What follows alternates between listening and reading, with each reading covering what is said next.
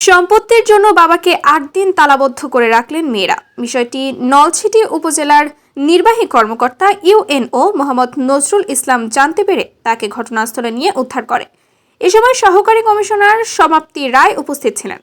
বুধবার ২৭ নভেম্বর রাত 10:30টার দিকে উপজেলার কুলকাঠি ইউনিয়নের সরি গ্রাম থেকে তাকে উদ্ধার করা হয়।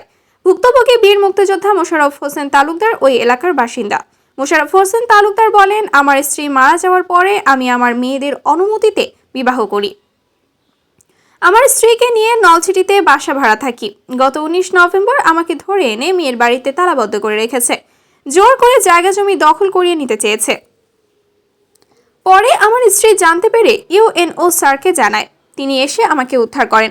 এ বিষয়ে মোশাররফ হোসেনের মেয়ে রেবা আক্তার লাকি আক্তার বলেন, তিনি আমাদের জন্মদাতা পিতা। তিনি আমাদের সবকিছু থেকে বঞ্চিত করছেন, তাই তাকে আটকে রাখা হয়েছে। আমাদের সবকিছু দিতে হবে। উপজেলা নির্বাহী কর্মকর্তা নজরুল ইসলাম বলেন, মোশাররফ হোসেন তালুকদারের স্ত্রীর অভিযোগ পেয়ে ঘটনাস্থলে যাই।